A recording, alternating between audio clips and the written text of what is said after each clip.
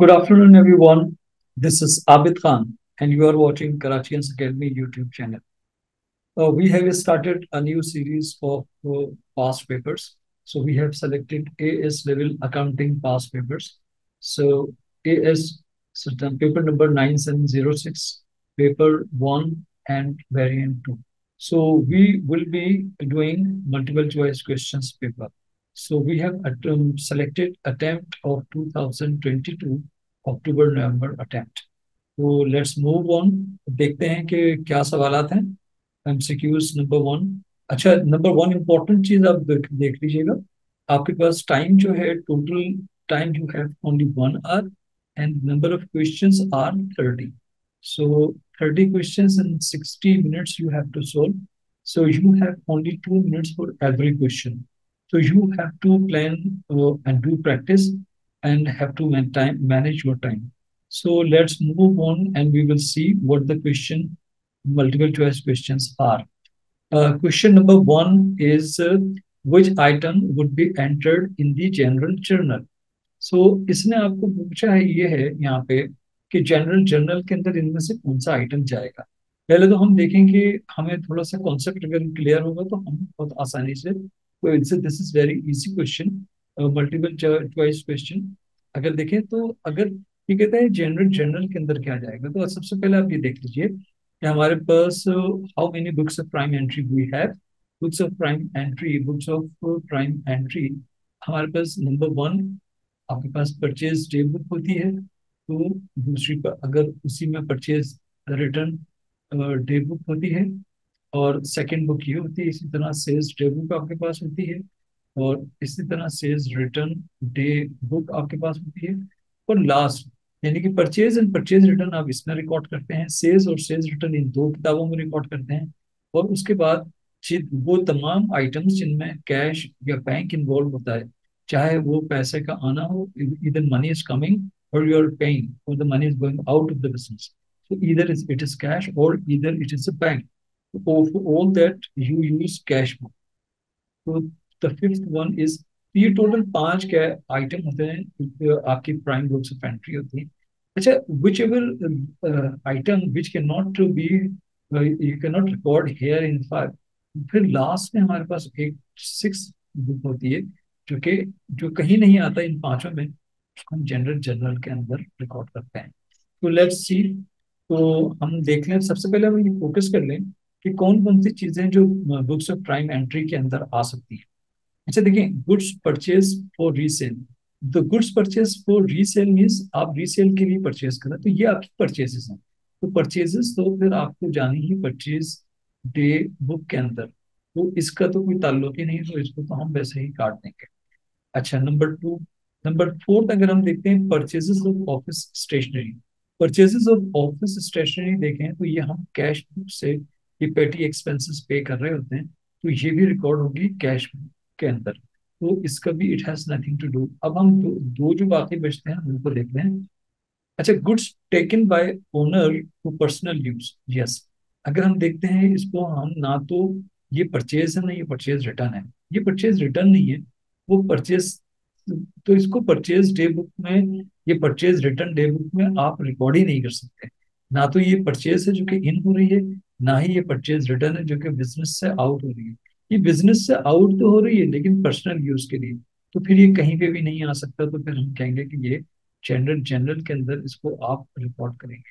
तो नॉर्मली जो entry entry हमें अगर आपको मालूम हो, तो जब भी परचेजेस, जब ओनर ऑफ बिजनेस अगर परचेजेस लेके जाता है कोई भी गुड्स अगर पर्सनल यूज के लिए, तो ड्राइंग को आप डेबिट कर देते हैं जो भी अमाउंट है उसका, और आप क्या कर देते हैं, परचेजेस को क्रेडिट करते हैं। ये एंट्री आप अपने पास जनरल लेजर के अंदर, जनरल जर्नल के अंदर आप बना रहे होते हैं।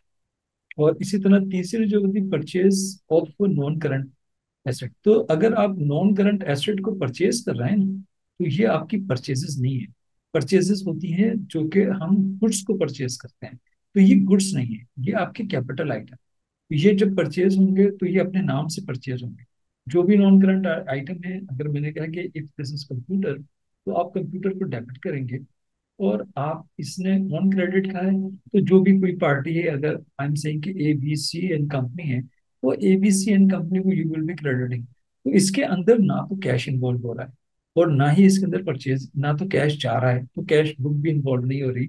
और कंप्यूटर आ रहा है, तो ये परचेज लेजर में नहीं आएगा, ये डायरेक्ट अपने अकाउंट के अंदर आएगा, क्योंकि ये बुक्स प्राइम एंट्री में परचेजेस नहीं है। परचेजेस वो होती हैं जो कि रीसेल पर्पस के लिए की जाती है, तो ये रीसेल पर्पस के लिए नहीं है, but this is for the use in the business. तो फिर हमारे पास दूसरा जो आइटम करेक्ट है, एक तो वन हो गया और एक थ्री हो गया। One and three are the correct item if we C.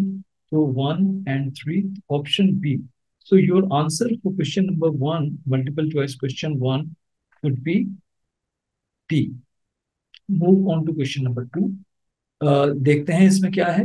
Why is it important for a trader to distinguish between capital expenditures तो and revenue expenditures? तो क्यों करते हैं हम? तो आप देखिए, वी नो कि रेवेन्यू एक्सपेंडिचर वो होते हैं जो कि डे टू डे रेवेन्यू कमाने के लिए आप डे टू डे एक्सपेंडिचर्स करते हैं, वो आपके रेवेन्यू एक्सपेंडिचर्स होते हैं। और कैपिटल एक्सपेंडिचर्स वो होते हैं जिनकी इकोनॉमिक बेनिफिट आपको फ्यूचर ईयर्स में मिल रहे होते हैं, तो जो एक लॉन्गर टाइम में उसके बेनिफिट आते हैं। तो कैपिटल एक्सपेंडिचर्स जो होते हैं वो हमारे एसेट्स होते हैं, और रेवेन्यू एक्सपेंडिचर्स जो होते हैं हमारे क्या होते हैं, ऑपरेटिंग एक्सपेंसेस होते हैं, ओपेक्स होते हैं। तो अगर आपने ओपेक्स को एसेट रिकॉर्ड कर लिया, तो अगर एक्सपेंस को एक्सपेंस नहीं रिकॉर्ड करा, रेवेन्यू एक्सपेंडिचर को उसको एसेट रिकॉर्ड कर लिया, तो आपके एक्सपेंसेस आप अंडर रिकॉर्ड करेंगे, अंडर स्टेट कर देंगे। अगर एक्सपेंस अंडर स्टेट होंगे, तो उससे आपका प्रॉफिट ओवर स्टेट हो जाएगा। So, what is the purpose? Basically, purpose of distinguishing between the capital expenditure and revenue expenditure is basically to record the actual expenditure and record the correct profit. So, this is the main purpose. So, option number C को अगर हम third को देखते हैं, one को कहते हैं apply the realization concept. No, this is wrong. So, to know which method of depreciation to use now. This is absolutely not applicable to obtain a more accurate profit figure. Yes, this is the correct one. So option number three would be the correct one here if we see 1, 2, 1, 2, 3, and 3. So option D. So D is your answer here. So hope this is clear. So we will move on to next question. So next question is a company purchased a new vehicle of 30,000. So this is a 30,000 vehicle. Okay, you are buying at 30,000. Okay, it part exchange an existing vehicle at a value of 6,500. ये बिल्कुल वही example है कि आपके घर के अंदर एक पुराना फ्रिज रखा हुआ है, और आप नया फ्रिज लेने जा रहे हैं 1 लाख का, तो वो 1 लाख की जगह पे कहता है यार पुराने फ्रिज अगर आप दे दें, तो पुराने फ्रिज के हम आपको 10,000 दे देंगे, तो 10,000 हम छोड़ देंगे, तो 1 लाख फ्रिज की कॉस्ट है। और तो वो आपके फ्रिज की तो जो पुराना है वो आपसे ले लेता है, और उसके 10,000 अलाउ करता है, तो लिहाजा आपसे वो कहता है कि यार 1 लाख रुपया ओरिजिनल कॉस्ट है, 10,000 आप छोड़ दें, मैंने आपसे पुराना एसेट ले लिया, तो लिहाजा 90,000 आप मुझे दे दें। तो this is basically the same thing what we normally do in our normal life. जो डिस्पोजल हम कर रहे होते हैं, तो दिस इज व्हाट। तो इसमें इसने कहा है the balance being paid by cash. तो this is very much clear कि न्यू एसेट जो आपके पास आ रहा है वो आ रहा है 30,000 का, ये उसकी कॉस्ट है 30,000। और उसमें से उन्होंने कहा कि जी ओल्ड एसेट को हम मान लेंगे 6,500। तो 30 में से अगर मैं 6,500 को, just 1 minute, let me have my calculator. तो this is 30,000 is the original the cost of the new equipment, and old equipment की को ये मान रहे हैं 6,500। इट मीन्स आप ना 23,500 ये आप चेक बनाएंगे, और चेक बना के उसको दे देंगे फ्रॉम बैंक। तो बैंक के अंदर आपको ये क्रेडिट हो जाएगा, नंबर वन। तो ये तो बात हो गई clear. The part exchange vehicle originally cost 12,000।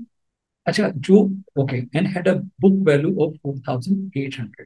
So okay and on disposal, okay at the time when you dispose this of, इसकी जो नेट बुक वैल्यू थी ओल्ड एसेट की, ओल्ड एसेट की आपकी नेट बुक वैल्यू जो कि cost में से आप जब एक्यूमुलेटेड डेप्रिसिएशन माइनस कर देते हैं, जितना भी डेप्रिसिएशन हुआ तो वो नेट बुक वैल्यू आती है।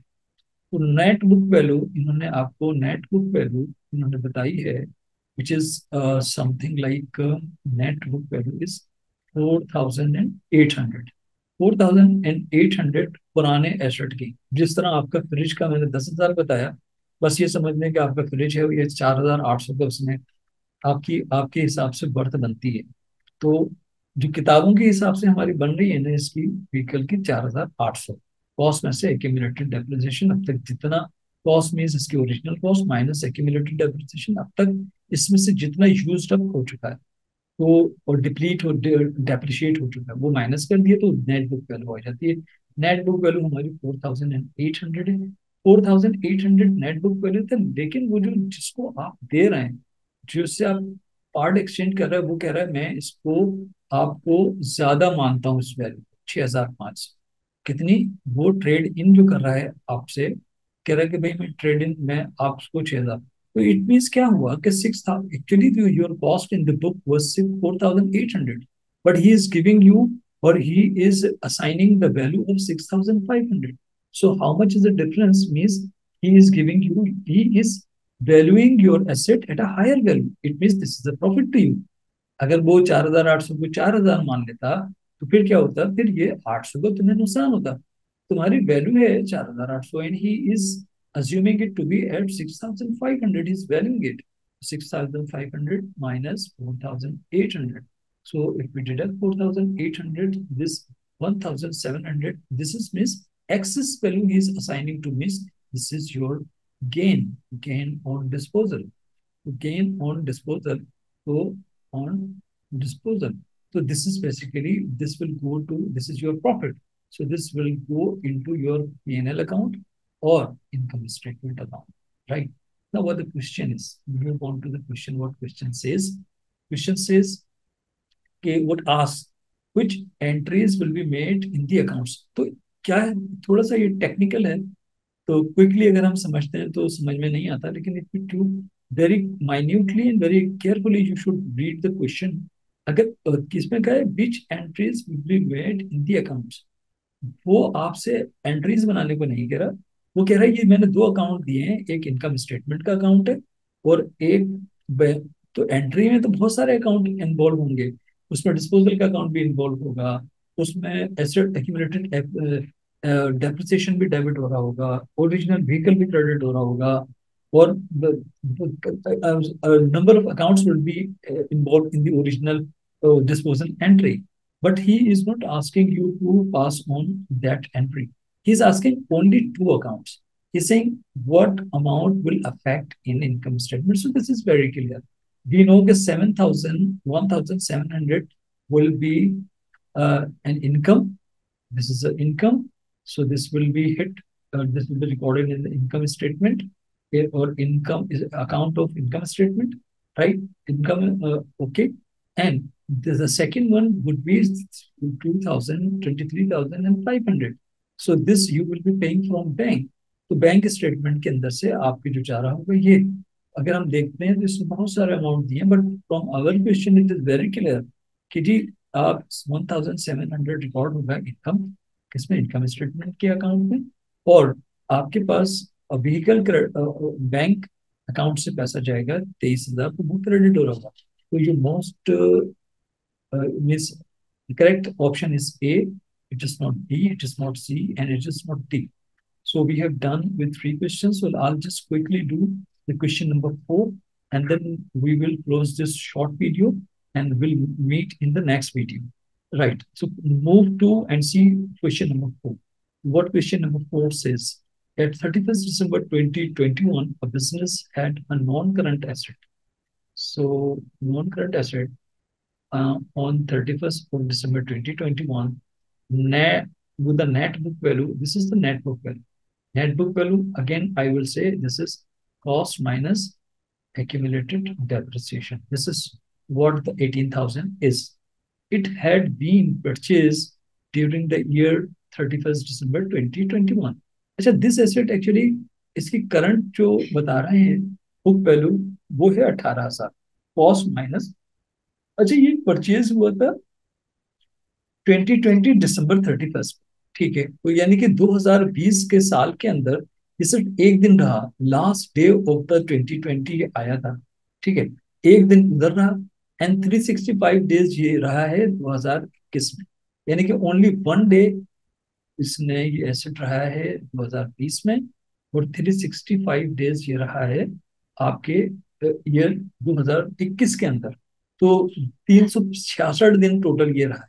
अब हम देखते हैं what the company policy is about the depreciation.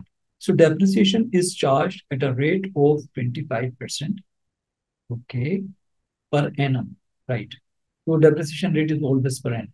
Using the reducing balance method, we saying reducing balance method. So a full year's depreciation is charged in the year. तो it means के ये कह रहे हैं कि full year depreciation in the year of addition. तो अब हम देखते हैं, तो इसके माने ये हुए कि आपने डेप्रिसिएशन चार्ज करना होगा। एक दिन ये है, एक दिन का, लेकिन depreciation you will B charging for पूरे साल का, और इधर भी पूरे साल का, तो 2 साल का डेप्रिसिएशन चार्ज होगा। रिड्यूसिंग बैलेंस है, तो देखिए पहले साल जो फर्स्ट ईयर होगा, तो फर्स्ट ईयर आप जो 2020 है, 2020 में आप 25% का डेप्रिसिएशन चार्ज करेंगे, तो वैल्यू बच जाएगी 75। अच्छा, फिर अगली दफा फिर क्या होगा, जो 75 सेकेंड ईयर के अंदर जो आपकी 75% वैल्यू है, उस पर फिर आप 25% लगाएंगे, तो फिर जो बैलेंस बचेगा वो आपकी नेट आखिर बुक वैल्यू होगी उस साल की। What was the original cost of the non current asset, ये कह रहा है कि आपको इसने ये वैल्यू जो 18,000 है ना, ये बता दिया इसने आप यहाँ पे, कि जो सेकेंड ईयर की होगी ना, 2 साल का डेप्रिसिएशन माइनस करने के बाद वो 18,000, तो नेट बुक वैल्यू इन्होंने दी हुई। तो और इसने कहा है कि ओरिजिनल कॉस्ट क्या थी, तो it is not a that much difficult question, it is a very simple. हम इस सिंपल से हमको मालूम है कि नेट बुक वैल्यू जो 2 साल की आई है ना, वो इस तरह आई है कि जो कॉस्ट है ओरिजिनल कॉस्ट, उस पे पहले 75% 25% डेप्रिसिएशन लगा, तो पहले साल के एंड पे वो बच गई 75%। सही, फिर उसके बाद दूसरे साल फिर 25 लगा, तो एंड के ऊपर बच गई वो 75%। तो ये टोटल आपका 75 से मल्टीप्लाई करेंगे तो पहली ओरिजिनल कॉस्ट को, तो आपको पहले साल का नेट बुक वैल्यू मालूम होगी, और अगर फिर एक और बार मल्टीप्लाई करेंगे तो सेकेंड ईयर की आपको बुक वैल्यू। तो बुक वैल्यू इसने आपको वैसे ही 18,000 दे दिए। कॉस्ट में अगर फर्स्ट कर लूँ कि इट वॉज एक्स, तो 0.7 एंड 0.7 को अगर मैं मल्टीप्लाई कर दूँ, तो ये आ जाता है 0.75, यानी कि 75% इंटू 75%, अगर हम इसको मल्टीप्लाई करें तो this will be, it means into 0.5625। तो if you hold X here, तो 18,000, this will go and on the other side of the equation, it will divide to 18,05625. So what will be the answer? So x, you simply divide 18,000 by 0.5625. So it is coming as 32,000. So the original cost is coming at 32,000. So what is the answer? D would be the answer one. Okay, guys. So I have to keep the video very, very short. So I'll see you in the next video, and we will do the remaining questions there. So thank you very much, and bye for now. We'll see you in next video. Bye.